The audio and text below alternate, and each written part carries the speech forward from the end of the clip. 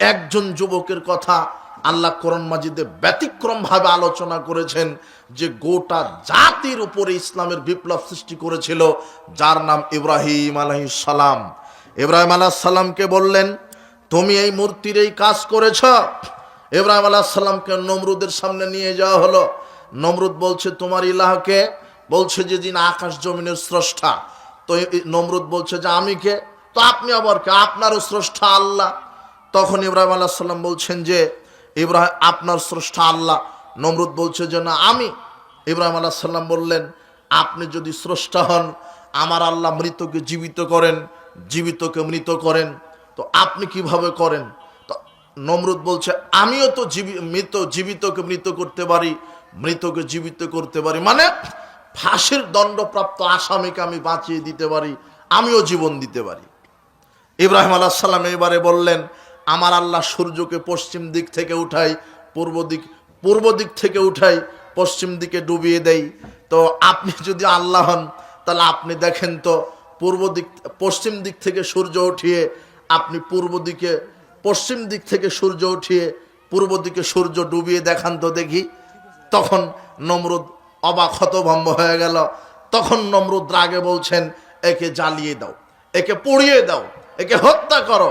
ঠিক, হে যুবক, তুমি যখন সমাজে হক কথা বলবে, তুমি যখন সমাজে আল্লাহর বিধান, আল্লাহর দ্বীনের, মুহাম্মদ সাল্লাল্লাহু আলাইহি ওয়াসাল্লামের আদর্শের কথা সমাজে বলবে, রাষ্ট্রে বলবে, তখন রাষ্ট্রের এক শ্রেণীর ইবলিশের দালালেরা, ইবলিশের চালারা, আল্লাহদ্রোহী, ইসলাম বিরোধী, কাফের, মুশরিক, মুনাফিকরা তোমাকেও জেলখানার ফাঁসির ভয় দেখাবে।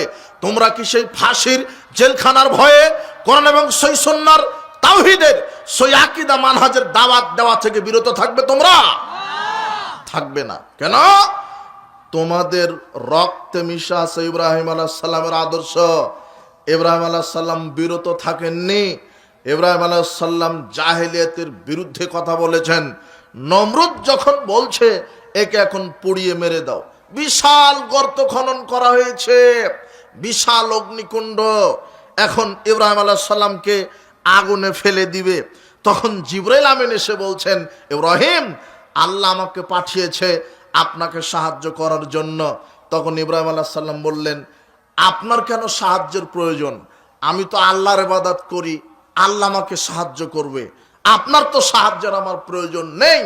যেই এই কথা বলেছে, এইদিকে নমরুদের সেনাবাহিনী ইব্রাহিম আলাইহিস সালামকে আগুনে ফেলে দিচ্ছে।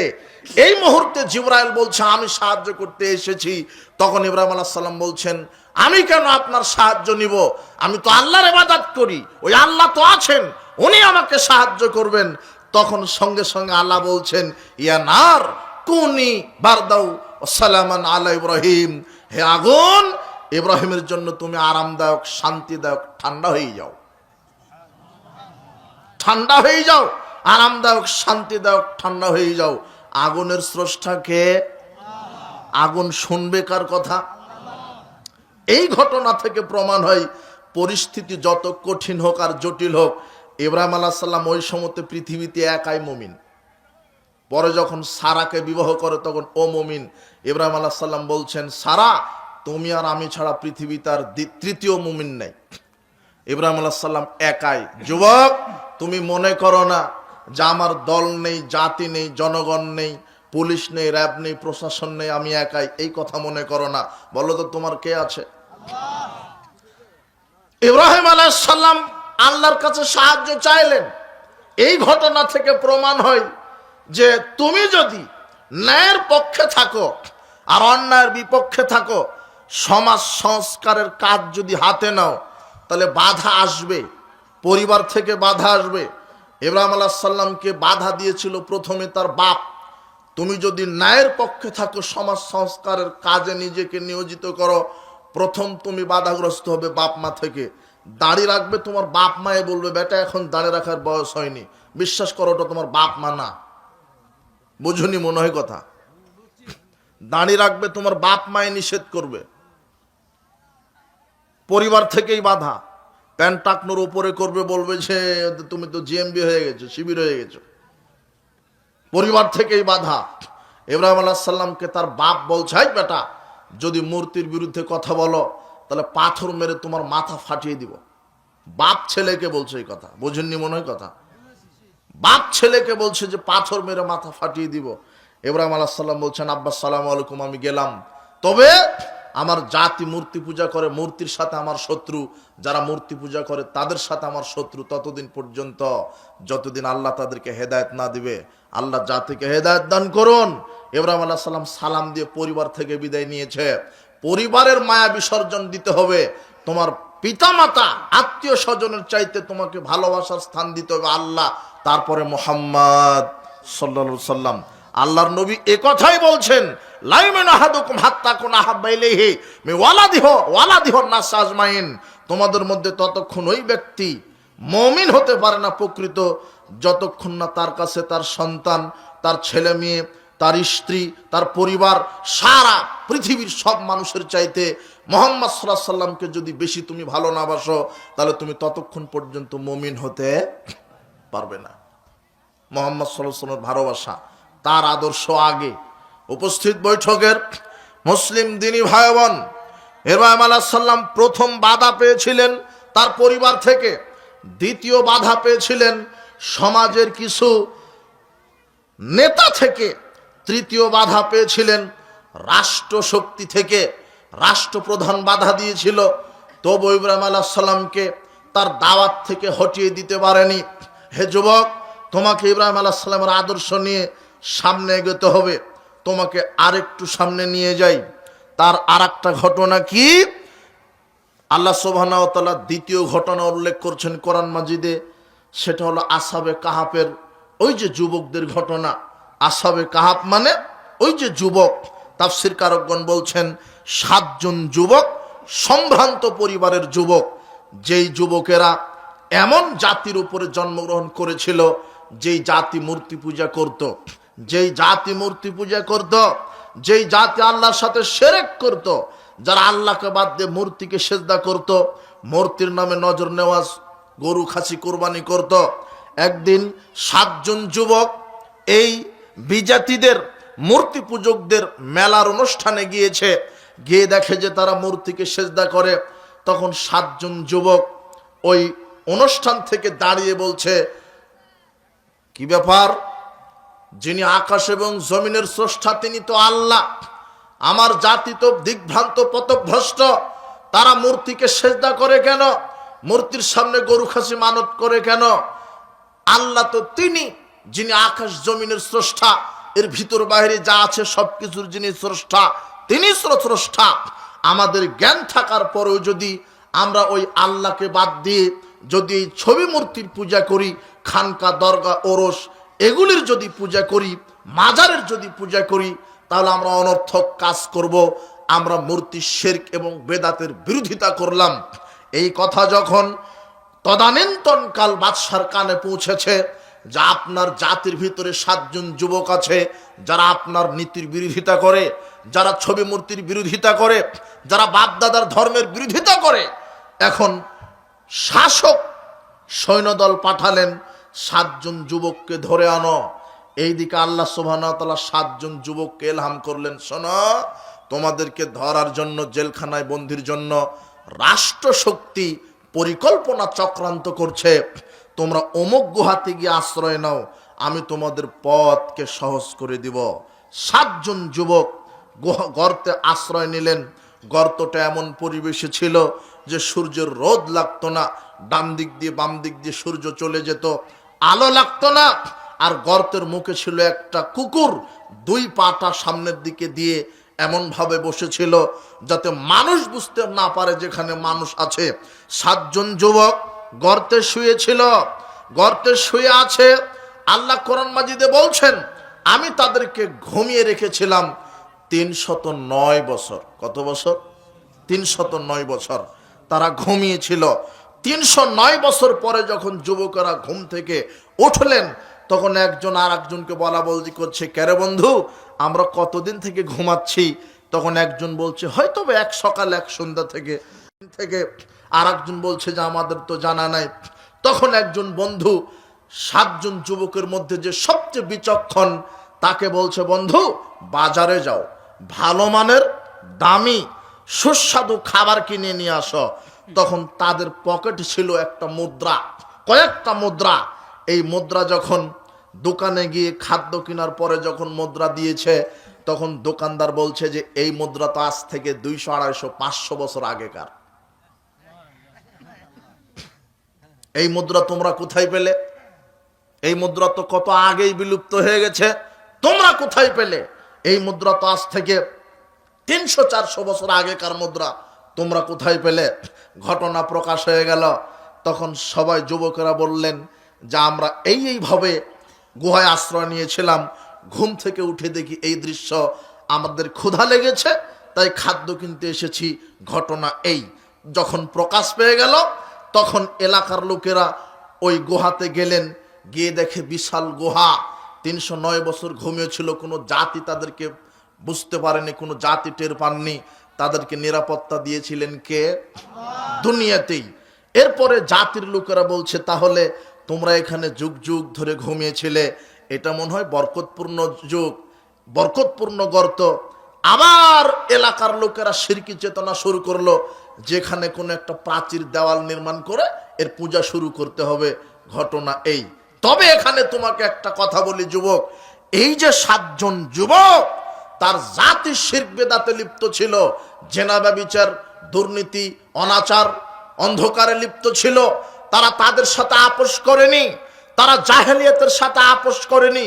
গোটা জাতি তাদের বিরুদ্ধে ছিল, এমনকি রাষ্ট্র ব্যবস্থা তাদের বিরুদ্ধে ছিল। তারপরে তারা আল্লাহর প্রতি ঈমান এনেছে, তারা হিজরত করেছে। এই ঘটনা থেকে তোমাকে প্রমাণ হয়, গোটা জাতি যদি জাহেলিয়াতের দিকে যায়, তুমি যদি একাই থাকো, তোমাকে একা ইসলামের পক্ষে থাকতে হবে। বলো ইনশাআল্লাহ। যদি থাকতে হবে তোমাকে। 2, হকের দাওয়াত দিতে হবে। 7 জন যুবক জনসাধারণের সামনে বলেছিল যে আমরা যদি তোমাদের মতো এই মূর্তিকে, এই খানকা, এই দরগা, এই মাজারের সাথে সেজদা করি, তাহলে আল্লাহর সাথে অনর্থক কাজ করা হবে। কাজেই তোমরা এই মূর্তি যদি তোমাদের ইলাহ হয়, তাহলে দলিল প্রমাণ যুক্তি দাও। বলো যে মূর্তি আকাশ সৃষ্টি করেছে, দলিল দাও। বলো যে মূর্তি বৃষ্টি দেয়, দলিল দাও। তোমরা বলো যে মূর্তি আকাশ জমিন থেকে রিজিক দেয়, বলো, যুক্তি দাও। জি না, মূর্তি নিজেই ক্ষমতা নেই চলা। যে খানকা দরগায় তুমি মানত করো, ওই পীর নিজেই মারা গেছে, ও নিজেই শুনতে পারে না। ওর কবরে পীর সাহেবের নিজের কি অবস্থা, সেই নিজেই জানে, তুমি কিভাবে বুঝলে? শোনো, যুবকরা এইভাবে তার জাতিকে দাওয়াত দিলেন। বললেন যে এই মূর্তি আকাশের স্রষ্টা নন, আকাশের স্রষ্টা আল্লাহ, যিনি আকাশ থেকে বৃষ্টি দেন, জমিন থেকে ফসল ফলান। যদি এই মূর্তি তোমাদের ইলাহ হয়, তাহলে দলিল দাও। জি না, যে নিজেই চলতে পারে না। মূর্তির নাকের উপরে, নাকের ডগাতে, মাথায় যদি একজন পাখি পায়খানা করে দেয়, পায়খানা সরানোর ক্ষমতা রাখে না, তোমাদের কেমন ইলাহ? এইভাবে 7 জন যুবক জাতির কাছে নির্ভয়ে দাওয়াত দিলেন। তখন জাতি রাষ্ট্র খেপে গেছে, গ্রেপ্তার করতে হবে। তখন আল্লাহ তাদেরকে এলহাম বলে দিলেন, তাদেরকে এলহামের মধ্যে বলে দিলেন, জাতি তোমাদেরকে গ্রেপ্তার করে ফাঁসি দিবে, কাজেই তোমরা অমুক গুহাতে আশ্রয় নাও। তার মানে হকের দাওয়াত দিলে রাষ্ট্র তোমাকে বাধা দিবে, হকের দাওয়াত দিলে রাষ্ট্র বাধা দিবে। এটা প্রথম শিক্ষা, তোমাকে বাধা দিবে। তুমি আজকে কোরআন সুন্নাহর কথা সমাজে বলো, তোমার বাপ দাদাই তোমাকে বলবে যে ছেলেটা ইহুদি খ্রিস্টানের দালাল হয়ে গেছে, ছেলেটা বিক্রি হয়ে গেছে। এই কথা জাতি তোমাকে এইভাবে মিথ্যা অপবাদ দিবে। দেখো, হকের দাওয়াত দিলে তোমাকে বাধাগ্রস্ত হতে হবে রাষ্ট্র থেকে। তবে দ্বিতীয় শিক্ষা, হকের পথে দাওয়াত দিলে সাহায্য কার পক্ষ থেকে আসে? আল্লাহর পক্ষ থেকে। এই ঘটনা থেকে তৃতীয় শিক্ষা, যখন তোমার জাতি দাওয়াত দিতেইছ 10, 20, 50 বছর, এরপরে জাতি তোমাকে হত্যার ষড়যন্ত্র করছে, তোমাকে মাটিতে মিশিয়ে দিবে ষড়যন্ত্র করছে, প্রয়োজনে তোমাকে হিজরত করে চলে যেতে হবে, যেখানে ইসলাম মানে, কোরআন এবং সহিহ সুন্নাহ মানে, সহিহ আকীদা মানহাজ মানে, এমন এলাকায় তোমাকে হিজরত করতে হবে। তোমাকে বলে রাখি।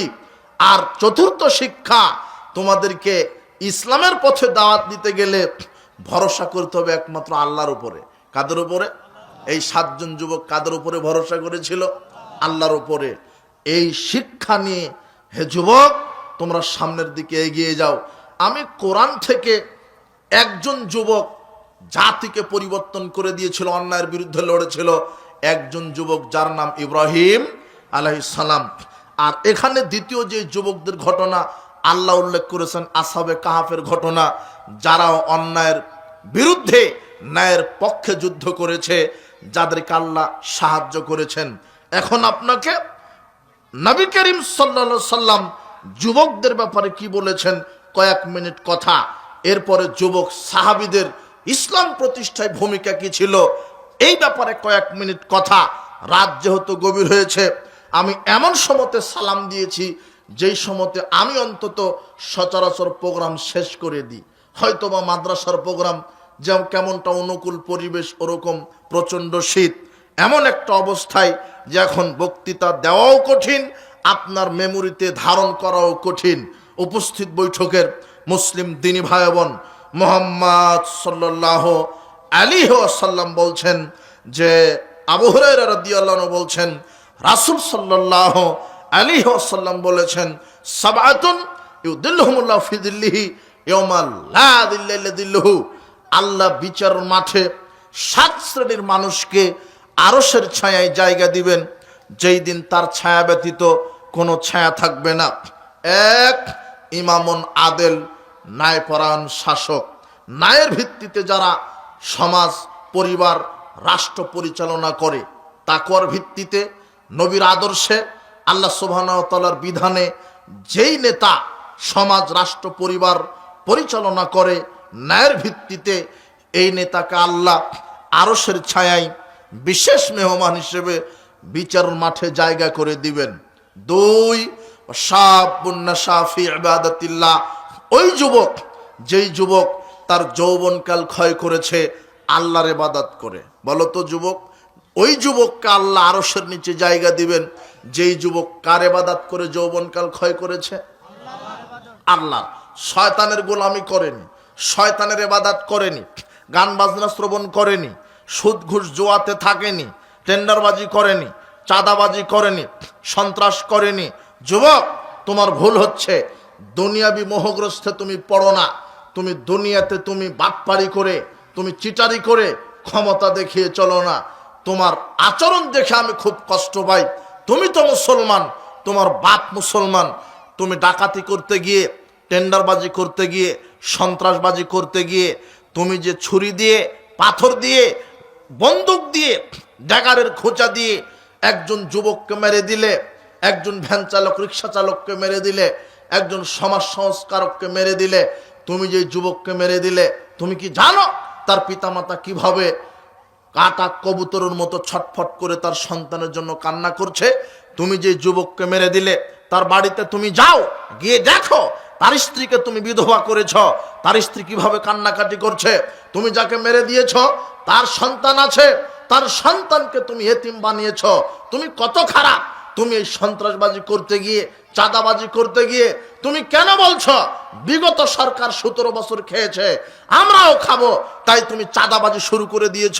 তোমার মতো নিমুখ হারাম, হারামখুর, বেঈমান, চাঁদাবাজ আকাশের নিচে জমিনের উপরে কে আছে? তুমি এই আচরণ দেখাও কেন? তুমি চাঁদাবাজি শুরু করেছ।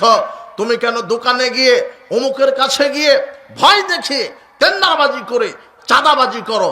আশ্চর্য কথা। বাপ বেটা ভিক্ষা করো, বাপ বেটা ভিক্ষা করো।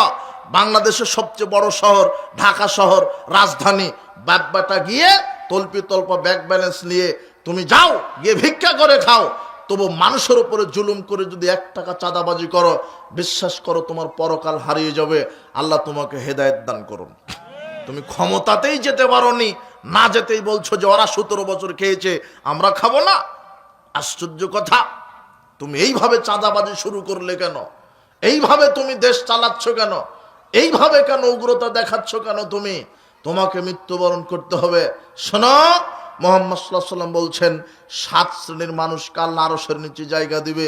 তার দ্বিতীয় হলো ওই যুবক যেই যুবক আল্লাহর বিধানে নিজের জীবন পরিচালনা করেছে, আল্লাহর ইবাদত করেছে, শয়তানের গোলামি করেনি, যে টেন্ডারবাজি করেনি, সন্ত্রাসবাদী করেনি, যে গান বাজনা, জেনাবা বিচার, চুরি ছিনতাই, ধর্ষণে লিপ্ত ছিল না, যে ছিল 5 ওয়াক্ত সালাত, রমাদানের সিয়াম, যে ছিল তাসবিহ তাহলিল, যে ছিল কোরআন মাজিদ তেলাওয়াতকারী, যে ছিল আমানতদার, যে ছিল শিষ্টাচারওয়ালা, যে ছিল আখলাকওয়ালা, যে ছিল মুহাম্মদ সাল্লাল্লাহু আলাইহি ওয়াসাল্লাম আদর্শবান, যার মুখে ছিল দাড়ি প্যান্টাকনোর উপরে, যার স্বভাব চরিত্র ছিল সুন্দর, তুমি এমন যুবক হও, তোমার পৃথিবীতে একজন মানুষের আদর্শ বুকে ধারণ করতে হবে।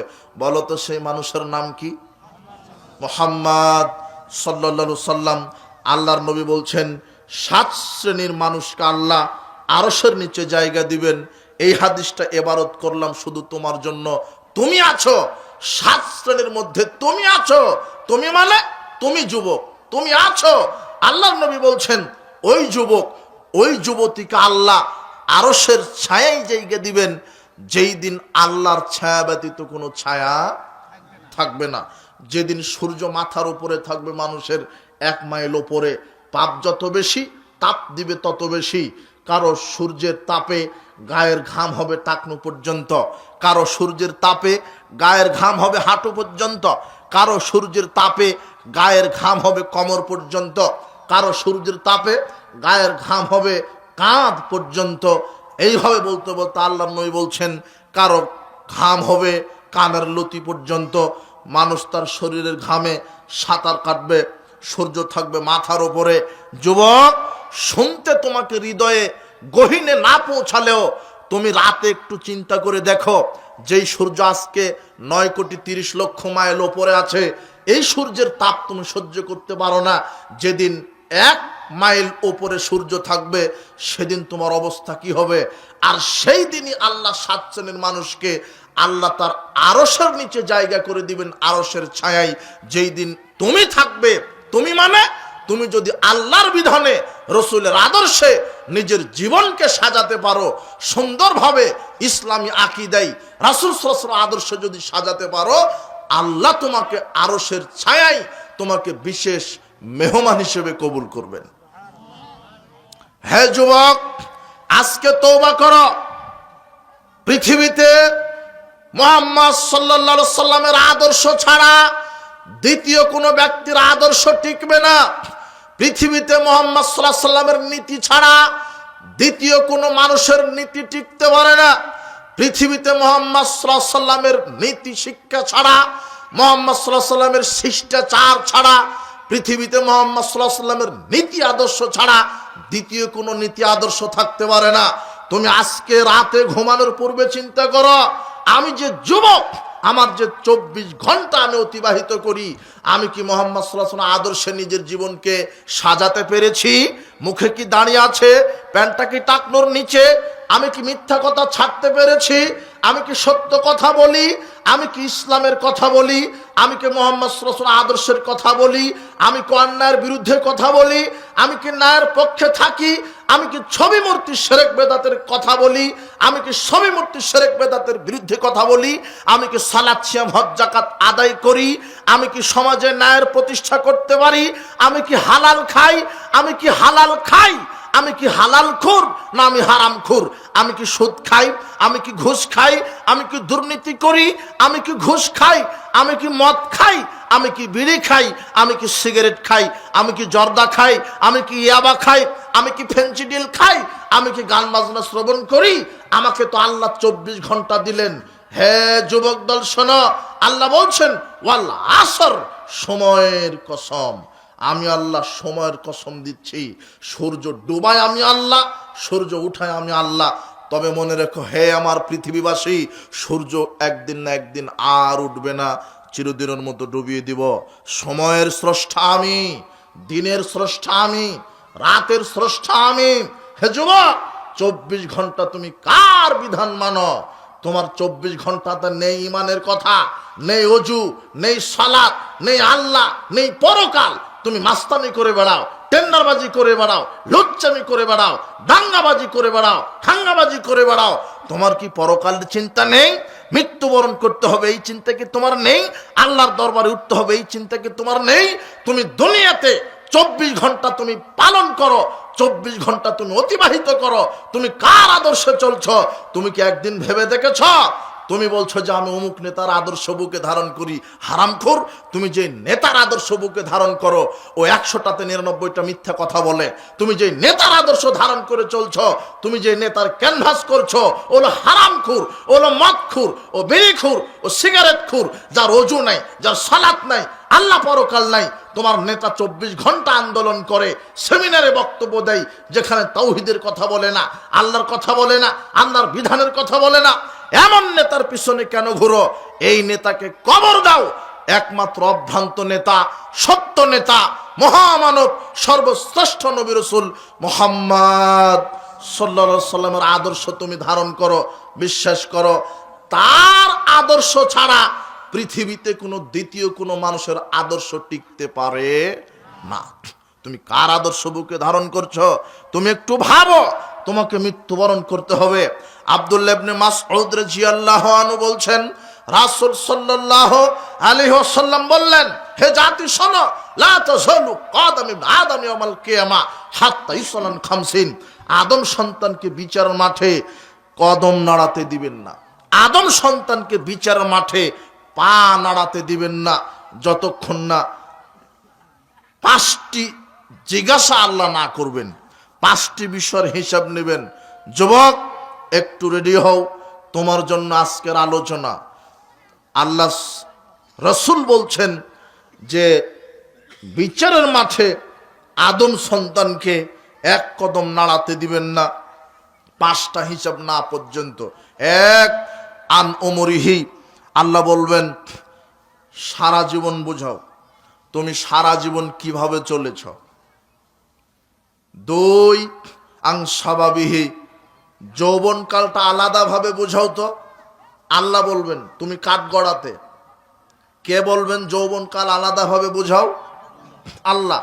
আল্লাহ বলবেন যৌবনকাল আলাদাভাবে বুঝাও তো। যৌবনকাল, যৌবনকাল এমন একটা কাল যে রাতকে রাতই মনে হয় না, দিনকে দিন মনে হয় না, পাপকে পাপ মনে হয় না। তুমি দিন রাত পাপ করছো, তুমি মানুষকে মানুষে মনে করো না, রক্ত গরম। যৌবনকাল এমন একটা কাল, শোনো হে যুবক, যৌবনকাল এমন একটি কাল, তুমি মূল্যায়ন করো। এই কালে যদি তুমি, যৌবনকাল মানুষের জীবনের শ্রেষ্ঠ কাল, এই কালেই প্রমাণ হয় তুমি মানুষ না অমানুষ। যৌবনকালকে যদি তোমার জীবনটা সুন্দরভাবে রসুলের আদর্শ ঢেলে সাজাতে পারো, জাতি তোমার জন্য কল্যাণের দোয়া করবে। আর তুমি যৌবনকালে যদি সন্ত্রাস, চাঁদাবাজি, জাহেলিয়াতের পথে চলো, বিশ্বাস করো জাতি তোমাকে অভিশাপ দিবে। তুমি মরার পরেও তোমাকে জাতি অভিশাপ দিবে। আবু জাহেল, উতবা, সাইবা, ফেরাউনকে জাতি, ওদের জন্য কেউ দোয়া করে না বরদোয়া ছাড়া। তুমি কি কাউকে দেখেছো যে আবু জাহেলের জন্য কেউ দোয়া করেছে? আবু লাহাবের জন্য কেউ দোয়া করেছে?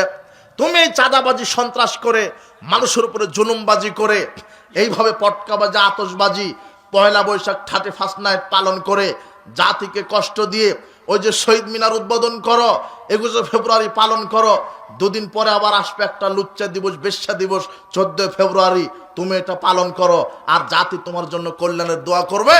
তুমি ভুলে যাও, তুমি জাতি তোমার জন্য কল্যাণের দোয়া করবে না।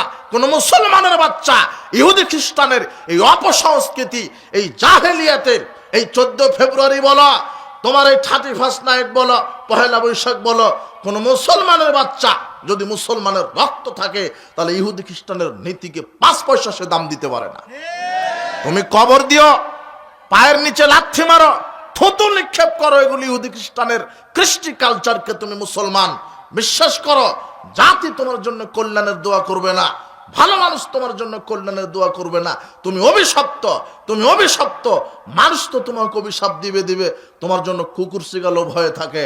মানুষ যখন কবরে মারা যায়, যখন তাকে শাস্তি দেওয়া হয়, তার জন্য কুকুর শিগালও লাফালাফি করে। মানে কুকুর শিগাল বুঝতে পারে যে তোমাকে শাস্তি দিচ্ছে, তোমাকে কুকুর শিগাল মূল্যায়ন দেয় না।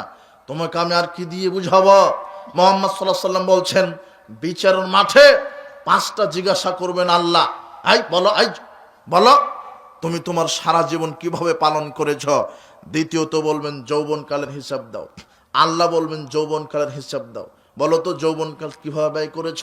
চাঁদাবাজি করে, দুর্নীতি করে, টেন্ডারবাজি করে, মানুষকে খুন খারাপি করে, জেনা ব্যভিচার করে, গান বাজনা শ্রবণ করে, সুদ ঘুষ দুর্নীতির মাধ্যমে গান বাজনা করে, জুয়া খেলে, লটারি করে। আশ্চর্য কথা যুবক, তুমি ইমান বিক্রি করেছো মাদকের কাছে, তুমি ইমান বিক্রি করেছো মাদকের কাছে। আজকে তোমার যেই ইমানটা সিগারেটের আগুনটা এখন পর্যন্ত নিভাতে পারেনি, তোমার যেই ইমানটা সিগারেটের আগুনটা নিভাতে পারেনি, সেই ইমান কি জাহান্নামের আগুন নিভাতে পারবে? আজকে তোমার যে ইমানটা আজানের পরে মসজিদে নিয়ে যেতে পারছে না, সেই ইমান কি মৃত্যুর পরে জান্নাতে নিয়ে যেতে পারবে? আজকে তোমার যে ইমানটা সুদ ঘুষ দুর্নীতি থেকে ফিরাতে পারছে না, সেই ইমান কি তোমাকে জাহান্নাম থেকে ফিরাতে পারবে? বিবেচনা তোমার, বিবেচনা বুদ্ধি তোমার, তুমি নিজেকে কন্ট্রোল করো, ফিরে আসো। আল্লাহ কোরআন মাজিদে তোমার উপমা দিয়েছেন, জাতির উপমা দিয়েছেন। মুহাম্মদ সাল্লাল্লাহু আলাইহি ওয়াসাল্লাম হাদিসে বলেছেন, বিচার মাঠে আল্লাহ হিসাব দিবেন যৌবনকালের তুমি কিভাবে ব্যয় করছো। 5 ওয়াক্ত সালাত, রমাদানের সিয়াম, সত্য কথা, আমানতদারিতা, ভালো কাজের আদেশ, মন্দ কাজের নিষেধ, পিতামাতার খেদমত, প্রতিবেশীর সাথে ভালো আচরণ, জাতির সামনে ভালো আচরণ, এগুলি করে কি যৌবনকালকে ক্ষয় করেছ? নাকি তুমি চাঁদাবাজি, দুর্নীতি, মাদক, জুয়া, তুমি ক্যারাম খেলো কেন, ছক্কা খেলো কেন, লুডু খেলো কেন, তুমি এগুলির কাছে কেন তুমি ইমানকে বিক্রি করলে? এগুলো হলো জুয়া খেলা। তুমি বিড়ি সিগারেট জর্দাগুল খাও কেন, ইয়াবা খাও কেন, ফেন্সিডিল খাও কেন, তুমি তারি মদ গাঁজা খাও কেন? এগুলো হলো মাদক। তোমার জীবনকে ধ্বংস করছে মাদক, তোমার অর্থকে ধ্বংস করছে, তোমার ইমানকে ধ্বংস করছে, তোমার আমলকে ধ্বংস করছে, তোমার পরকালকেও ধ্বংস করছে। যুবক, মাদকতার কাছে তোমার ইমানকে বিক্রি করে দিও না। বেহায়া বেশরমা থার্ড পারসন নারীর কাছে তুমি তোমার ইমানকে বিক্রি করে দিও না। আল্লাহর নবী বলছেন, ফাত্তাকুদ দুনিয়া ওয়াত্তাকুন নিসা, দুনিয়া থেকে বেঁচে থাকো, নারী থেকে বেঁচে থাকো। দুনিয়া থেকে বেঁচে থাকো মানে অবৈধভাবে সম্পদ উপার্জন করো না, অবৈধভাবে সম্পদ উপার্জন করো না। নারী থেকে বেঁচে থাকো মানে অবৈধভাবে জেনায় লিপ্ত হও না। ওই থার্ড পারসন বেহায়া বেশরমা নগ্ন পচা দুর্গন্ধযুক্ত একেবারে ইতর শ্রেণীর একেবারে নগ্ন বেহায়া বেশরমা নারীর পিছনে ছুটে ইমানকে নষ্ট করো না। আল্লাহর নবী বলছেন, বেহায়া বেশরমা নগ্ন থার্ড পারসন নারীকে দেখলে অভিশাপ দাও, ওর অভিশপ্ত জাতি, বেহায়া বেশরমা জাতি, অভিশপ্ত জাতি, ওর কারণে দেশে গজব নাজি হয়। আল্লাহর নবী বলছেন, ইদা যাহারা জেনা ও রিবা ফি কারিয়াতিন, যখন সমাজে বেপর্দা চালু হয়ে যায়, বেহায়া বেশরমা যৌনতা জেনা ব্যভিচার প্রকাশ পায়, ফাকাদ আহাল্লু বানফুসিহিম বিআযাবিল্লাহ, তখন সেই জাতির উপরে আল্লাহ গজব নাজিল করাকে হালাল করে দেন। আজকে ভূমিকম্প, টর্নেডো, অনাবৃষ্টি, খরা, বিভিন্ন রোগ, এগুলির কারণ হচ্ছে মানুষের পাপের ফসল। শোনো, ওই মেয়েটা নগ্নভাবে চলছে মানে এই কারণে আল্লাহ ভূমিকম্প দিচ্ছে। যেই দেশে যত নগ্নতা বেহায়াপনা বেড়ে যাবে, যেই দেশে যত মাদক বেড়ে যাবে, গান বাজনা নর্তকী বেড়ে যাবে, আল্লাহ সেই দেশে তত ভূমিকম্প দিবেন, গজব দিবেন। আল্লাহ নবী বলছেন, খারাপ ব্যক্তির একটা প্রতিক্রিয়া আছে, পাপিষ্ঠ ব্যক্তির একটা প্রতিক্রিয়া আছে। যদি একটা পতিতালয়, বেশ্যালয়, পতিতালয়, বেপর্দা থার্ড পারসন মহিলা যদি আবাদি ফসলের উপর দিয়ে হেঁটে যায়, তাহলে আল্লাহ নবী বলছেন ওই ফসলে আল্লাহ বরকত উঠিয়ে নেবেন, কমিয়ে দিবেন। ও কত খারাপ।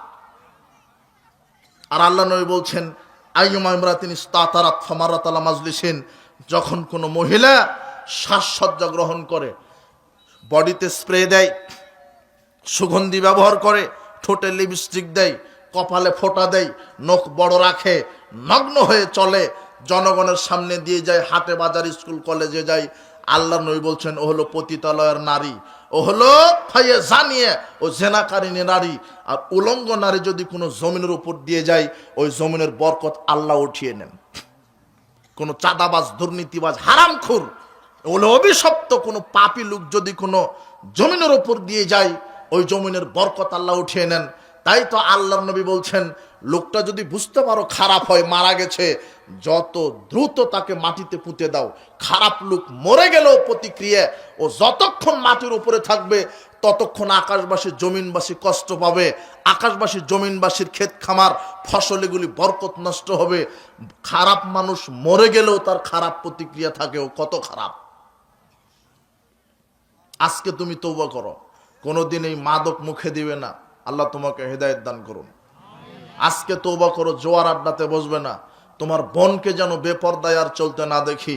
তোমার স্ত্রী ল্যাংটা করে কাপুরুষ, কুকুরের একটা হায়া আছে মনে হচ্ছে।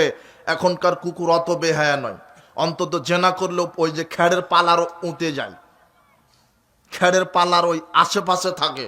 কুকুরের এখন একটা হায়া আছে, কিন্তু তোমার হায়া নাই। তুমি এত 3 নাম্বার 3rd পারসন ইতর শ্রেণীর মানুষ, তুমি তোমার বইয়ের ছবি ফেসবুকে আপলোড দিয়ে বলছো যে এটা জাতির সম্পদ। তুমি তোমার বইয়ের ছবি ফেসবুকে আপলোড দিলে কেন? ওটা তো তোমার বউ। মোহর দিলে তুমি জাতি দেখে বলবে কি সুন্দর মাল। এটা লজ্জা থাকা দরকার তো তোমার। তোমার তো লজ্জা হায়া থাকা দরকার তোমার। তুমি এত ইতরসামি হলে কেন? তুমি তোমার বইয়ের ছবি ফেসবুকে আপলোড দিবে কেন? আর ল্যাংটা করে সাজিয়ে মোটর সাইকেলে তুমি এইভাবে ঈদের মার্কেট করতে যাবে, অমুক জায়গায় যাবে কেন? ওটা তো তোমার সম্পদ। তোমার ওই স্ত্রীর উপর আল্লাহর অভিশাপ, জাতির অভিশাপ। তুমি মনে রেখো হে যুবক। এই জন্য আল্লাহর নবী বলছেন ইয়ামা সারাস শাবাব মানিস্তাতা মিনকুমুল বাত। হে যুবকেরা, পুরুষ হলে বিবাহ করো। কি হলে বিবাহ? পুরুষ। কাপুরুষ হলে আল্লাহ নবী বিবাহ করতে বলেননি। কাপুরুষ হলে বউকে বলতে পারবে না এই পর্দা করো, এই বাড়ি যাওয়া হবে না, বাজারে যাওয়া হবে না। আর পুরুষ হলে বলতে পারবেন। পুরুষ হলে বলা যায় চোখ যেভাবে চলবে বউ সেভাবে চলবে, আর নাম পুরুষ। আর আল্লাহ নবী বলেছেন পুরুষের একটা বৈশিষ্ট্য হবে আল্লেক আসাকালা বাবেক, স্বামী তার একটা লাঠি কেটে রাখবে, লাঠি কেটে দরজার সামনে ঝুলিয়ে রাখবে। আজকে বাড়িতে গিয়ে লাঠিটা দরজার সামনে ঝুলিয়ে রাখবেন, তাহলে স্ত্রী বুঝতে পারবে যে সময় মতো সালাটা দেয় না করলে এটা পিঠে আছে। আর যেই যুবক তুমি বিবাহ করনি, আজকে বিবাহের যখন বিবাহ করতে যাচ্ছ, বর সেজে বিবাহ করতে যাচ্ছ, যাওয়ার আগে লাঠিটা ঝুলিয়ে রাখবে দরজাতে। নতুন বউ নিয়ে ঢুকতেই বলবে এই শোনো, এই যে এটা আছে। তখন বউ বলবে ও ঠিক আছে, উল্টা পাল্টা হলে কি আছে। আর আল্লাহর নবী বলছেন ওয়ালা তার ফাসা কানহুম আদাবান, তোমরা পরিবার থেকে লাঠি উঠিয়ে নিও না, লাঠি রাখা লাগবে পরিবারে। ছেলেকে দেখাবেন এই যে বেটা এইটা, মেয়েকে দেখাবেন এই যে। তাহলে মেয়ে আর কোচিং এর নাম করে দুপুর 12টায় গিয়ে রাত 12টায় লুচ্চামি করে আসবে না। মেয়ে বলবে যে না, আধা ঘন্টা লেট হলে এইটা আছে। এই জন্য আল্লাহ নবী বলছেন পুরুষ হলে বিবাহ করো। আপনি এত জোরে ঠিক বলছেন তো, আপনি তো কাপুরুষ, বইয়ের কাছে আপনি বিক্রি হয়ে গেছেন। ও যেদিন বিবাহ করেছো সেদিনই তুমি বিক্রি হয়ে গেছ। হাটে গেলে গরু কিনে পাওয়া যায় 2 লক্ষ 3 লক্ষ টাকা দিয়ে ভালো মানের গরু। তুমি, তোমার বউ, তোমার শ্বশুর আর তোমার শাশুড়ির কাছে তুমি গরু ছাগল। তোমাকে ওই দিনেই 3 লক্ষ টাকা যৌতুক দিয়ে গরু ছাগলের মতো কিনে নিয়েছে তোমাকে। যারা যৌতুক নিয়ে বিবাহ করেছো বিশ্বাস করো তারা কাপুরুষ অধিকাংশই। তুমি এখন তোমার বউয়ের কাছে গরু ছাগল কেন? তোমাকে 3 লক্ষ টাকা দিয়ে কিনে নেওয়া হয়েছে, বুঝনি মনে হয় তুমি। তুমি তোমার শ্বশুরের কাছে গরু ছাগল, তোমাকে 5 লক্ষ টাকা অথবা একটা মোটর সাইকেল দিয়ে কিনে নেওয়া হয়েছে। ও যা বলবে তাই। আজকে তওবা করো, যৌতুক নিয়ে বিবাহ করবা না। আজকে তওবা করো, যৌতুক নিয়ে বিবাহ করবা না। উপস্থিত বৈঠকের মুসলিম দিনী ভাই বোন, আল্লাহর নবী বলছেন বিচারের মাঠে জিজ্ঞাসা করবেন তোমার যৌবনকাল বুঝাও, যৌবনকাল বুঝাও। সর্বশেষ অংশ, সময় সংকীর্ণতার কারণে সর্বশেষ অংশ, যুবকদের ইসলামে অবদান, ইসলাম প্রচার প্রতিষ্ঠায় যুবকদের অবদান, যুবক সাহাবীদের অবদান। সাহাবীগণ নিজের অর্থ সম্পদ, সময়, শ্রম আল্লাহর দ্বীনকে প্রতিষ্ঠা করার জন্য সবকিছু বিসর্জন দিয়েছে। আল্লাহ কোরআন মাজিদে বলছেন আমি কি তোমাদেরকে এমন ব্যবসার কথা বলবো না করলে জাহান্নামের আগুন থেকে বাঁচা যায়? অবশ্যই বলবো। তা হলো জানমাল দিয়ে আমার রাস্তায় জিহাদ করো। জানমাল দিয়ে আমার রাস্তায় জিহাদ করো। এই আয়াতগুলি যখন নাজিল হতো তখন সাহাবায়ে কেরাম নিজের জানমাল দিয়ে ইসলাম প্রচার প্রতিষ্ঠায় নিজেকে বিলিয়ে দিয়েছে। আল্লাহর নবী বলছেন তাবুকের যুদ্ধে যেতে হবে, আমাকে কে কিভাবে সহযোগিতা করবে? তখন উসমান রাদিয়াল্লাহু আনহু বলছেন আমি তাবুকের মাঠে, তাবুক যুদ্ধে যত সৈন্য যাবে তার অর্ধেক সৈন্যের খাওয়া খরচ আমি বহন করব। তাবুকের যুদ্ধে ছিল 30,000 সৈন্য। ওসমান রাদিয়াল্লাহু আনহু বলছেন আমি অর্ধেক সৈন্য যাতায়াতের খরচ বহন করব, আর 15,000 আমি উট দান করব। কত হাজার? 15,000 উট দান করবেন। ওমর ইবনুল খাত্তাব বলছেন আমার সম্পদের অর্ধেক দিয়ে দিলাম। অর্ধেক দান করার পরে বলছেন যে আজকে আবু বকর রাদিয়াল্লাহু আনহুকে আমি ডেঙিয়ে গেলাম, আবু বকর রাদিয়াল্লাহু আনহুর চাইতে আমি বেশি দান করলাম। আবু বকর রাদিয়াল্লাহু আনহুকে আল্লাহর নবী বলছেন তুমি কি দিবে? তখন আল্লাহর নবী এই কথা বলার পরে আবু বকর সিদ্দিক রাদিয়াল্লাহু আনহু বলছেন আল্লাহর নবী, আল্লাহর আপনাকে আমার বাড়িতে রেখে আমার যা আছে সবই দিয়ে দিলাম।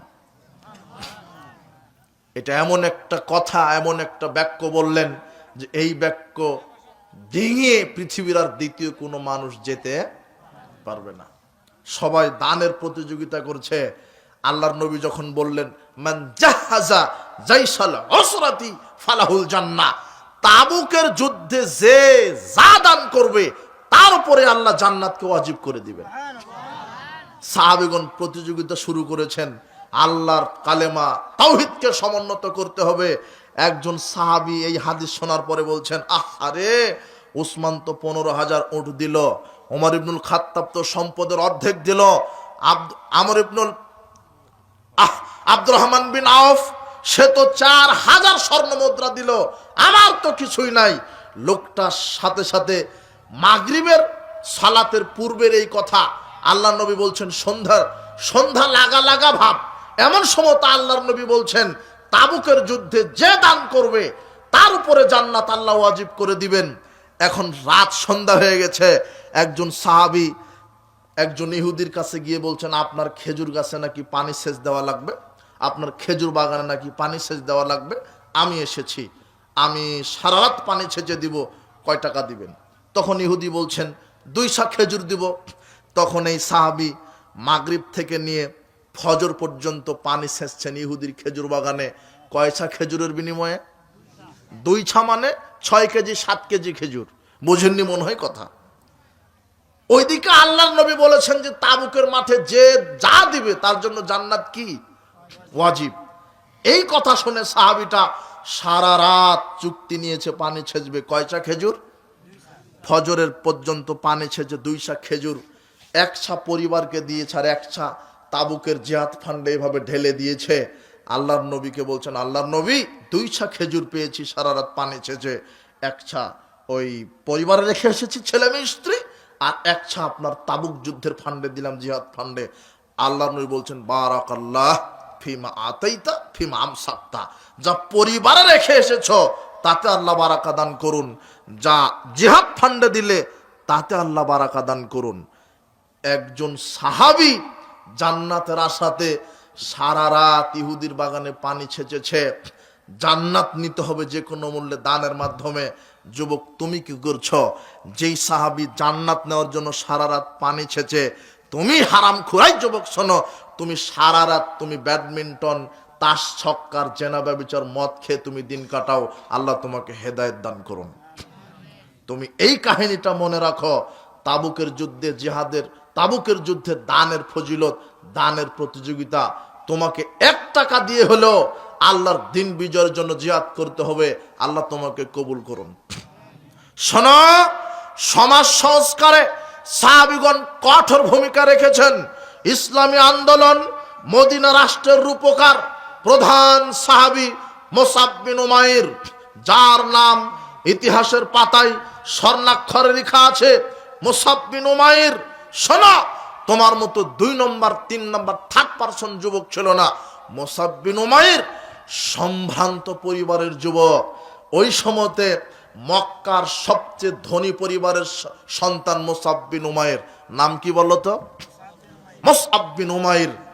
ইতিহাসে লেখা আছে মুসাব বিন উমাইর যেই পোশাক গায়ে দিতেন 200 দিরহামের কম দামের কোনো পোশাক তিনি গায়ে দেননি কোনোদিন। ইয়ামানি চাদর, ইয়ামানি জুতা, ইয়ামানি সেন্ট। মুসাব বিন উমাইর যখন ওই উঠের পিঠে চড়ে তার এলাকায় বের হতেন, চতুর্দিকে তার সেনাবাহিনী থাকতো তাকে স্বাগতম জানানোর। এত সম্ভ্রান্ত পরিবারের যুবক। মুহাম্মদ সাল্লাল্লাহু আলাইহি সাল্লাম ইসলামের দাওয়াত দিলেন, মুসাব বিন উমাইর ইসলাম কবুল করলেন দারুল আরকামে গোপনে। দারুল আরকাম মানে আরকাম নামের একজন ব্যক্তির ঘর। ওটা পাহাড়ের সুড়ঙ্গ পথের মাঝখানে গোপন জায়গাতে, যেখানে মুহাম্মদ সাল্লাল্লাহু আলাইহি সাল্লাম সাহাবীদেরকে দ্বীনের ট্রেনিং দিতেন, কিভাবে আল্লাহর দ্বীন বিজয় করতে হবে, তাওহীদের দাওয়াত দিতে হবে, কিভাবে সালাত আদায় করতে হবে ট্রেনিং দিতেন। তো দারুল আরকামে মুসাব বিন উমাইর গোপনে গিয়ে আল্লাহর রাসূলের কাছে ইসলাম কবুল করেছে, আর ওখানে গিয়ে সালাত আদায় করে। একদিন হঠাৎ করে সালাত আদায় করছে দারুল আরকামে মুসআব বিন উমাইর। তখন উসমান বিন তালহা নামের একজন ব্যক্তি দেখে ফেলেছে যে মুসাব বিন উমাইর গোপনে ইসলাম কবুল করে গোপনে সালাত আদায় করছে। দেখার সাথে সাথে মুসাব বিন উমাইরের মায়ের কাছে গিয়ে উসমান বিন তালহা গোপন কথা ফাঁস করে দিয়েছে, বলে দিয়েছে। বলছে আপনার ছেলে তো বেদুন হয়ে গেছে, বিধর্মী হয়ে গেছে, ধর্মত্যাগী হয়ে গেছে, মুসাব বিন উমাইর তো মুহাম্মাদের দলে চলে গেছে। তখন তার মা শোনার সাথে সাথে মুসাব বিন উমাইরকে ওই লোহার শিকল দিয়ে বেঁধে তালা লাগে আটকে রেখেছে। এখন মুসাব বিন উমাইর আটকা অবস্থায় আছে। কয়েকদিন পর খবর আসলো যে নির্যাতিত সাহাবীগণ হিজরত করে চলে যাচ্ছে। মুসাব বিন উমাইর খুব কষ্ট করে লোহার শিকলটা ছিটকে ফেলে তিনিও হিজরতে চলে গেলেন আবিসিনিয়ায়। আবিসিনিয়ায় যখন হিজরতে গেলেন, কয়েকদিন পর মুসাব বিন উমাইরের কানে আসলো যে এখন মক্কাতে আর ওরকম নির্যাতন হচ্ছে না, সাহাবীগণ ফিরে আসছে। যদিও ওটা মিথ্যা সংবাদ ছিল, তবে তখন মুসাব বিন উমাইর অর্ধেক রাস্তা আসার পরে আবার তিনি চলে গেলেন আবিসিনিয়ায়। ঘটনা কয়েক বছর গেল, এদিকে মুহাম্মদ সাল্লাল্লাহু আলাইহি ওয়াসাল্লাম গোপনে দাওয়াত দিচ্ছেন। এরপরে যখন 11 নববী বর্ষে ওই ইয়াসরিব থেকে 6 জন লোক হজ করতে এসেছিল, তখন মুহাম্মদ সাল্লাল্লাহু আলাইহি ওয়াসাল্লাম ওই 6 জন লোককে ইসলামের উপরে বায়াত দিয়ে পাঠিয়ে দিলেন। 12 নববী বর্ষে যখন 12 জন লোক আসলেন ইয়াসরিব থেকে মক্কাতে হজ করতে, তখন ওর মধ্যে ছিলেন আসআদ বিন জুরারা। আসআদ বিন জুরারার নেতৃত্বে মুহাম্মদ সাল্লাল্লাহু আলাইহি সাল্লাম মুসাব বিন উমাইরকে বললেন, তোমাকে আমি মদিনায় পাঠাচ্ছি, ইয়াসরিবে পাঠাচ্ছি, তুমি হলে ইসলামের প্রথম দায়ী। মুসাব বিন উমাইর এবারে দায়ী। এই যুবক শোনো, তোমাকে মুসাব বিন উমাইর হতে হবে। মুসাব বিন উমাইর শুধু একটা নাম নয়, এটা বিপ্লবের নাম, এটা ইতিহাসের নাম, এটা সমাজ সংস্কারের নাম। সারা পৃথিবীতে আজকে ইসলামের বিপ্লব হয়েছে একজন যুবকের মাধ্যমে, যার নামই ছিল মুসাব বিন উমাইর।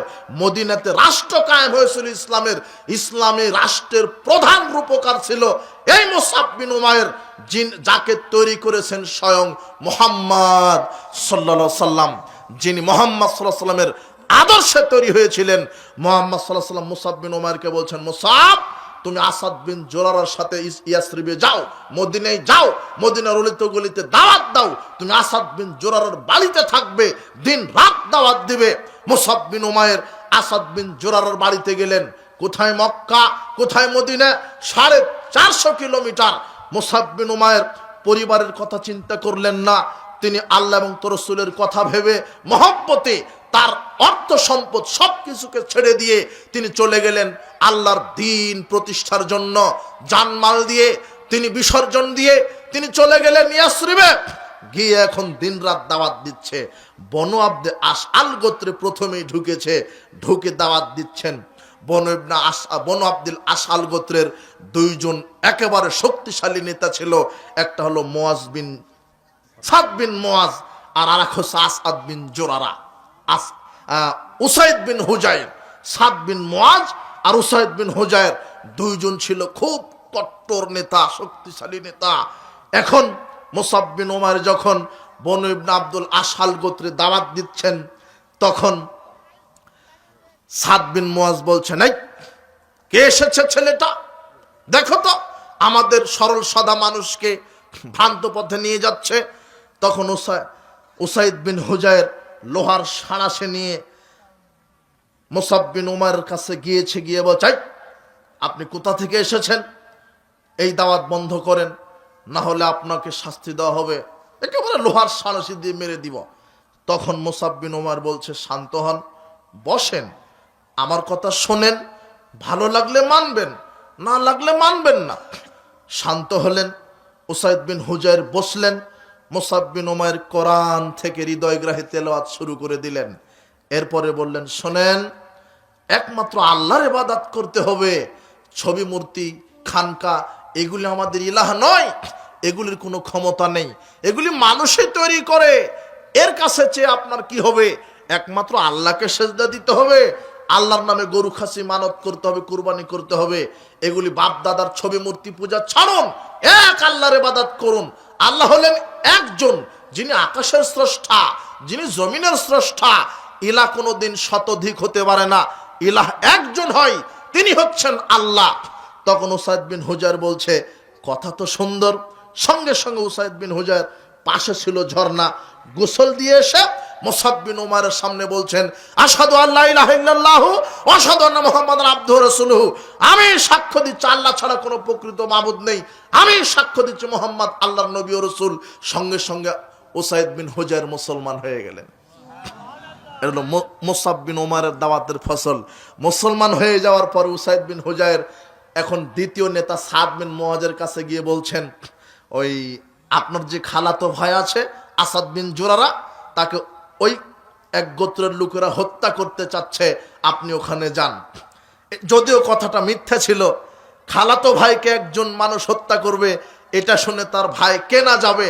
তখন সাদ বিন মুআজ আসাদ বিন জুরারাকে বাঁচাতে গিয়েছে, গিয়ে দেখে ঘটনা মিথ্যা, তাকে কেউ হত্যা করতে আসেনি। তখন মুসাব বিন উমার বলছে, আপনি সেই যখন গেছেন আপনিও একটু বসেন, আমার কথা শোনেন, ভালো লাগলে মানবেন, না লাগলে মানার প্রয়োজন নেই। ঠিক অনুরূপভাবে কোরআন তেলাওয়াত করলেন। কোরআন তেলাওয়াত শেষে তাকে ইসলামের দাওয়াত দিলেন। এখন সাদ বিন মুআজ ইসলামের দাওয়াত এত ভালো লাগলো মুসাব বিন উমারের কথা, সুমিষ্ট ভাষা। এই যুবক, উগ্রতা দিয়ে ইসলাম কায়েম হয়নি। মুসাব বিন উমার সেখানে উগ্রতা দেখিয়ে কথা বলেনি, ধৈর্য সহকারে সুমিষ্ট ভাষায় ধৈর্য ধারণ করে আল্লাহর উপরে ভরসা করে সমাজ সংস্কারের কাজ হাতে নিয়েছে। মুসাব বিন উমারের কথা শুনে সাদ বিন মুআজ এইবারে বলছেন তার বনু আব্দাস আল গোত্রের লোকদেরকে বলছেন, শোনো, আমি তোমাদের নিকটে কেমন, আমি তোমাদের নিকটে কেমন? তখন জাতি বলছেন, আপনি তো আমাদের কাছে বিশ্বস্ত, জীবনে মিথ্যা কথা বলেননি, আপনি তো বিশ্বস্ত। তখন সাদ বিন মুআজ বলছে, শোনো, আমি যেটা বলবো সেটা যদি মেনে নাও তোমাদের সাথে কথা হবে, যোগাযোগ হবে, আর যদি মেনে না নাও তোমাদের সাথে আমার যোগাযোগ, কথা বন্ধ। তখন গোটা জাতি বললেন, গোত্র বললেন, আপনি যা বলবেন তা মেনে নেওয়া হবে। তখন সাদ বিন মুআজ বলছে, শোনো, দিন ইসলাম এসেছে, একজন শেষ নবী, শেষ জামানায় নবী এসেছে, যার নাম মুহাম্মদ সাল্লাল্লাহু আলাইহি ওয়াসাল্লাম। আমি সেই ইসলাম নিজে কবুল করেছি, তোমরাও কবুল করো।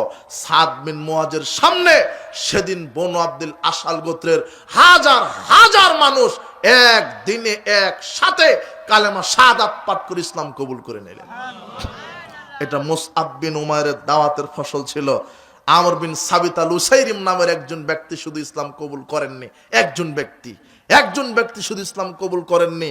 তবে এই লোকটা 10 থেকে 11 বছর পরে ওই উহুদের যুদ্ধের দিনে এই লোকটা ইসলাম কবুল করে জিহাদের মাঠে গিয়ে গোপনে ইসলাম কবুল করেছে। আমর বিন সাবিত আল উসাইরিম ইসলাম গোপনে ইসলাম কবুল করে, কাউকে না জানি ইসলাম কবুল করে উহুদের মাঠে জিহাদে নেমে গেছে।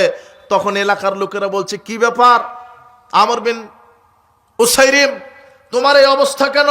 তুমি যে মুসলমানের পক্ষে জিহাদ করছো, তুমি যে কাফের মুশরিকদের দলে ছিলে, কি বংশের গৌরবে না কার কথা শুনে তুমি ইসলামের পক্ষে লড়ছো?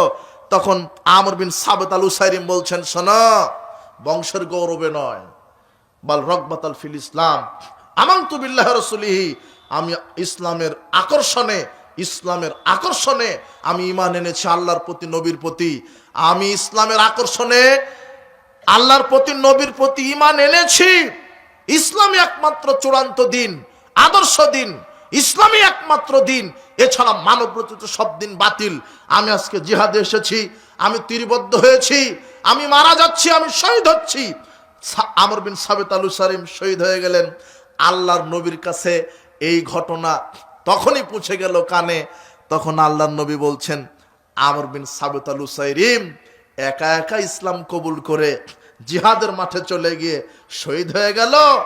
আমেলা কলিলান ওজেরা কাসিরা, আমল করলো খুবই কম, প্রতিদান পেল অনেক বেশি। ইন্নাকা মিন আহলিল জান্নাহ ইন্নাহু মিন আহলিল জান্নাহ, আমি মুহাম্মদ সাল্লাল্লাহু আলাইহি ওয়াসাল্লাম সাক্ষ্য দিলাম আমর বিন সাবিত আল উসাইরিম জান্নাতের অধিবাসী।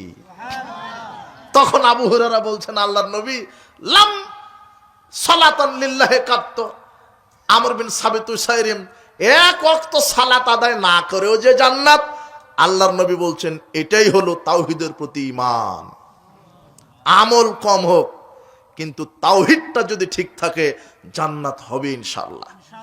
এই যুবক তওবা করো, আজকে কোনোদিন 5 ওয়াক্ত সালাত ছেড়ে দিবা না, কোনোদিন রমাদানের ফরজ সিয়াম ছেড়ে দিবা না,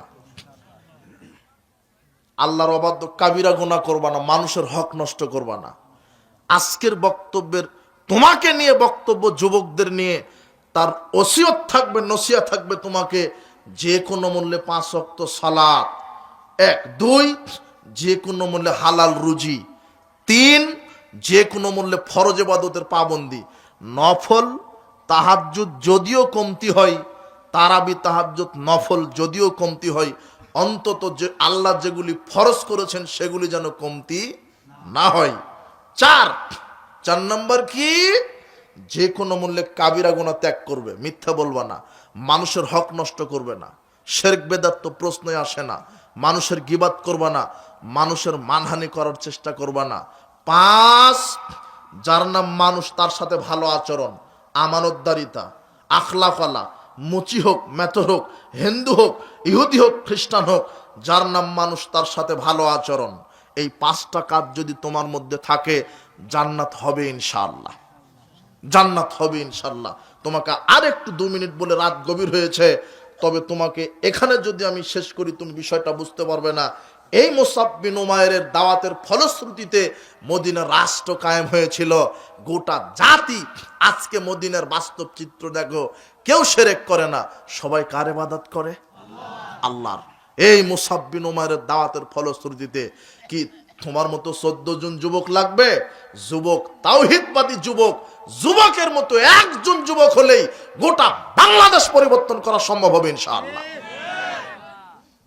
আল্লাহ তোমাকে এই ঈমান, এই চেতনা দিয়ে আল্লাহ তোমাকে কবুল করুন।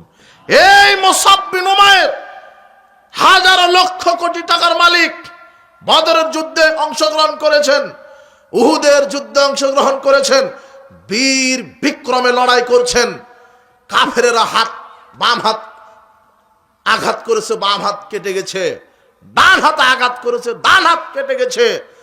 বাহু দিয়ে পতাকা ধারণ করে উঁচু করে ধরে রেখেছেন, তীর নিক্ষেপ করেছেন। মুসআব বিন উমাইর মাথা কেটে দেওয়া হয়েছে, গলাতে ছুরি চালিয়ে দেওয়া হয়েছে। মুসআব বিন উমাইরের ধর পড়ে আছে, শহীদ হয়ে গেছে। মুহাম্মদ সাল্লাল্লাহু আলাইহি সাল্লাম বলছেন, মুসআব বিন উমাইরের এই লাশটা দেখে মুহাম্মদ সাল্লাল্লাহু আলাইহি সাল্লাম বলছেন, মুসআব তুমি তো ছিলে মক্কার সম্ভ্রান্ত ধনী পরিবারের সন্তান, তোমার চুলগুলো ছিল কত কুকড়ানো, তুমি দামি পোশাক ছাড়া পরতে না। আজকে তোমার কাফনের কাফন দেওয়া হবে, কাপড় পরানো হবে। ইসলাম কবুল করার কারণে মুসআব বিন উমাইরের কাহিনী একজন সাহাবী বলছেন, ইয়া রাসূলুল্লাহ, এই মুসআব বিন উমাইর মক্কার সবচেয়ে ধনী ব্যক্তি পরিবারের সন্তান ছিল, 200 দিরহামের কম দামের কোনো কাপড় পরেনি। আজকে ইসলাম কবুল করার কারণে শহীদ হয়ে গেল, তার কাফনের কাপড় আমরা খুঁজতেছি পাচ্ছি না। তার পরনে যেই চাদর ছিল, ওই চাদর দিয়ে মাথা ঢাকলে পা ঢাকে না, পা ঢাকলে মাথা ঢাকে না। কিভাবে কাফন দেওয়া যায়? আল্লাহর নবী বললেন, মুসআব এই তো তুমি সেই মুসআব, মক্কাতে তুমি চলতে, তোমার আগে পিছনে সঙ্গী বাহিনী, সেনাবাহিনী ছিল, তোমাকে মানুষ সম্মান করত, দামি আতর পাঞ্জাবি পরতে তোমাকে মানুষ মর্যাদা দিত, তোমার চুলগুলো ছিল কত কুকড়ানো, চেহারাগুলি কত সুন্দর, তুমি পড়ে আছো, তোমার কাফনের কাপড় নাই। আল্লাহর নবী বললেন, ইস্খির ঘাস দিয়ে তার জানাজা করে দাও, ইস্খির ঘাস দিয়ে তার কাফন দিয়ে দাও। এই হলো মুসআব বিন উমারের ইতিহাস। যুবক, তুমি ধনী, সারা পৃথিবীর মালিক যদি তুমি হয়ে যাও, আর কিসমতে যদি তোমার জান্নাত না থাকে, তোমার মতো কপাল পোড়া আকাশের নিচে জমিনের উপর আর কেউ নেই। তোমার দুনিয়াতে কিছুই থাকা লাগবে না, যদি আল্লাহর প্রতি ঈমান, মুহাম্মদ সাল্লাল্লাহু আলাইহি ওয়াসাল্লামের প্রতি ঈমান, আদর্শ যদি থাকে, তোমার পৃথিবীতে কিছুই নাই। কিসমতে যদি তোমার জান্নাত থাকে, তুমি পৃথিবীর সবচেয়ে বড় ধনী মানুষ। তুমি পরকালের জন্য কাজ করো। আর একটা আব্দুল উজ্জা, আব্দুল্লাজুল বাজাদাইন, এও ছিল মক্কার ধনী, তোমার মতো যুবক। শোনো, তোমার মতো যুবক। আব্দুল উজ্জা ছিল তার নাম। বাপ মারা গেছে এতিম, কিন্তু হাজারো লক্ষ কোটি টাকার মালিক। চাচার কাছে বড় হয়েছে, চাচা তার সম্পদ দেখভাল করে। একদিন আব্দুল উজ্জা বলছেন, চাচা, আমার কাছে তো ইসলাম ভালোই লাগে, আমি ইসলাম কবুল করতে চাই। আমার কাছে তো ইসলাম ভালো লাগে, আমি ইসলাম কবুল করতে চাই। আমি ইসলাম কবুল করেছি। চাচা বলছেন, শোনো, তোমার বাপের সম্পদ আমি দিব না, এমনকি তুমি মোহাম্মদের দলে চলে গেছো, তোমার পরনে যে লুঙ্গি আছে, লুঙ্গিটাও খুলো। 26-28 বছরের যুবক উলঙ্গ হয়ে চলে গেছে মায়ের কাছে। মা দেখার সাথে সাথে দুই চোখ চেপে ধরে বলছেন, বেটা, তোমার কেন এই অবস্থা? মাকে বলছেন, মা, আমার আব্বার অনেক সম্পদ ছিল, পয়সা কড়ির অভাব ছিল না, পোশাকের অভাব ছিল না। আজকে ইসলাম কবুল করার কারণে আমার চাচা আমাকে আমার বাপের সম্পদ থেকে তো বঞ্চিত করেছে, পরনের লুঙ্গিটাও খুলে নিয়েছে। আমি দুনিয়াকে প্রাধান্য দিইনি, সম্পদ প্রাধান্য দিইনি। মা, আমি আপনার কাছে এসেছি, আমি চলে যাচ্ছি মদিনায়, মুহাম্মদ সাল্লাল্লাহু আলাইহি সাল্লামের কাছে আমি হিজরত করব। আমার কাছে মুহাম্মদ সাল্লাল্লাহু আলাইহি সাল্লাম বড়, আল্লাহ বড়, দিন বড়, পৃথিবী নয়, সম্পদ নয়। মুহাম্মদ সাল্লাল্লাহু আলাইহি সাল্লাম একটা চাদর তার সন্তানকে দিলেন। আব্দুল উজ্জা ওই চাদর 2 টুকরা করে, 1 টুকরা লুঙ্গি হিসেবে পরলেন, 1 টুকরা বডিতে দিলেন, বুকের উপরে দিয়ে চলে গেলেন মদিনায়। মুহাম্মদ সাল্লাল্লাহু আলাইহি সাল্লামের কাছে ঘটনা বললেন। মুহাম্মদ সাল্লাল্লাহু আলাইহি সাল্লাম বললেন, তোমার নাম আব্দুল উজ্জা নন, তোমার নাম হলো আব্দুল্লাহ, তোমার লকব হচ্ছে জিল বাজাদাইন, 2 টুকরা কম্বল আলা। তুমি আমার কাছে 2 টুকরা কম্বল পরে এসেছো, তোমার লকব হবে 2 টুকরা কম্বল আলা। তোমার নাম আব্দুল্লাহ, তুমি উজ্জার দাস নও, তুমি উজ্জার গোলাম নও। উজ্জা হলো একটা মূর্তির নাম, তুমি মূর্তির দাস নও, তুমি আব্দুল্লাহ। তুমি কার দাস? আল্লাহ। এরপরে মুহাম্মদ সাল্লাল্লাহু আলাইহি সাল্লাম বললেন, তুমি এই যে আসহাবে সুফফায় থাকো, আহলে সুফফায় থাকো, এই বারান্দাবাসীদের সাথে থাকো। মসজিদ নববীর সাথে ছিল একটা বারান্দা, সেখানে গরিব সাহাবারা থাকতেন, সেখানে থাকতে দিলেন। আব্দুল্লাহ জিল বাজাদাইন আহলে সুফফার সাথে থাকে, আর সেখানে আল্লাহ নবী বলছেন তাকে কোরআন শিখিয়ে দাও। কোরআন শিখে ফেললো। কোরআন শেখার পরে এত জুড়ে জুড়ে কোরআন চিল্লায় চিল্লায় পড়ে। ওমর ইবনুল খাত্তাব একদিন মুহাম্মদ সাল্লাল্লাহু আলাইহি সাল্লামের কাছে বিচার দিচ্ছে, আল্লাহর নবী, কেমন লোককে আপনি আশ্রয় দিয়েছেন যার চিল্লানিতে আমরা সালাতটা ঠিক মতো পড়তে পারি না, আমাদের সমস্যা হয়। আল্লাহর নবী তখন বলছেন, ওমর, তুমি ইতিহাস জানো না, এই আব্দুল্লাহ জিল বাজাদাইন আজকে ইসলামের জন্য তার কম কিছু ছিল না, অনেক ত্যাগ স্বীকার করেছে, কাজেই তুমি তাকে চিল্লায়া কোরআন পড়তে দাও। 2-1 দিন পরে ওই তাবুকের যুদ্ধের অভিযান চলে আসলো। এই আব্দুল্লাহ বলছে, ইয়া রাসূলুল্লাহ, তাবুকের যুদ্ধে যাব, আর আপনি আল্লাহর কাছে একটু দোয়া করেন, আমি যেন শহীদ হই, জান্নাতে যেতে পারি। মুহাম্মদ সাল্লাল্লাহু আলাইহি ওয়াসাল্লাম আল্লাহর কাছে বললেন, আল্লাহ, কাফেরদের উপরে আব্দুল্লাহ জিল বাজাদাইনের রক্ত হারাম করে দাও। আব্দুল্লাহ বলছেন, ইয়া রাসূলুল্লাহ, আমি চাইলাম শহীদ হতে, আর আপনি আমার রক্ত হারাম করে দিলেন। আল্লাহর নবী বলছেন, আব্দুল্লাহ, ইসলামের জন্য তো অনেক ত্যাগ স্বীকার করলে, মা, পরিবার, সম্পদ, এমনকি পরনের লঙ্গিটাও আনতে পারোনি, সমাজ তোমাকে মূল্যায়ন করেনি, তোমাকে হিজরত করা লেগেছে। তুমি তাবুকের যুদ্ধে যাওয়ার পরে যদি জ্বরে অসুস্থ হয়েও মারা যাও, আল্লাহ তোমাকে শাহাদাতের মর্যাদা দিয়ে দিবেন। তাবুকের যুদ্ধে গেলেন, যাওয়ার পরের দিনেই অসুস্থ হলেন, জ্বরে আক্রান্ত হলেন। জ্বরে আক্রান্ত হয়ে আব্দুল্লাহ জিল বাজাদাইন মারা গেলেন।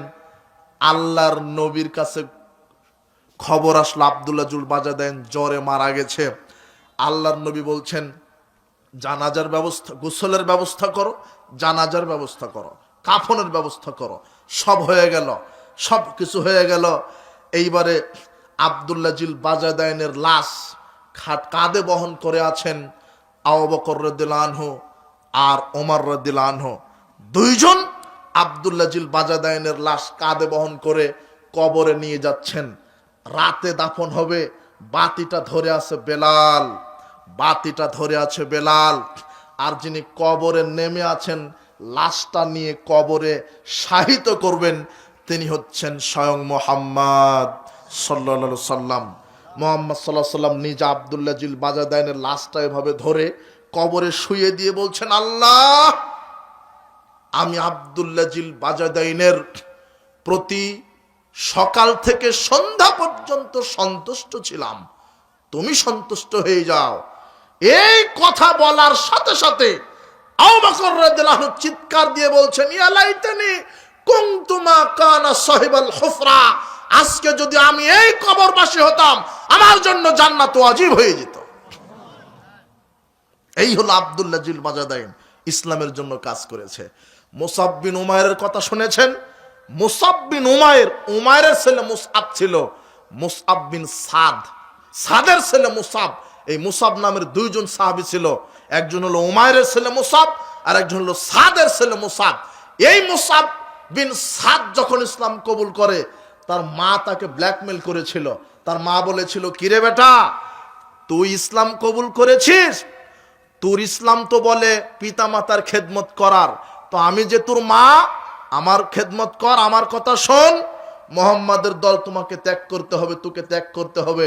ফাওয়াল্লাহি লা তামুতু আমান ওয়া লা আশরাবু শারাবান আও তাকফুর বি মুহাম্মদ সাল্লাল্লাহু আলাইহি ওয়াসাল্লাম। শোনো, আমি তোর মা কসম করে বলছি, আমি ততক্ষণ পর্যন্ত খাবো না, ততক্ষণ পর্যন্ত পান করব না, যতক্ষণ না তুই মুহাম্মাদের দিন ত্যাগ না করবি। তখন মুসাব বিন সাদ বলছেন, আম্মা, লাউ কানাতি মিয়াতু নাফসিন, না লাউ কানাত লাকি মিয়াতু নাফসিন, আম্মা, হে আমার মা, আপনার যদি 100টা আত্মা হয়, 100টা। মা বলছেন, আমি মরা পর্যন্ত খাবো না, মরা পর্যন্ত পান করব না, এই যেখানে দাঁড়ালাম, যতক্ষণ না মুহাম্মাদের দিন ত্যাগ না করবে। আমি যখন না খেয়ে মারা যাব, জাতি তোমাকে বলবে মায়ের হত্যাকারী, মা এভাবে ছেলেকে ব্ল্যাকমেল করছে।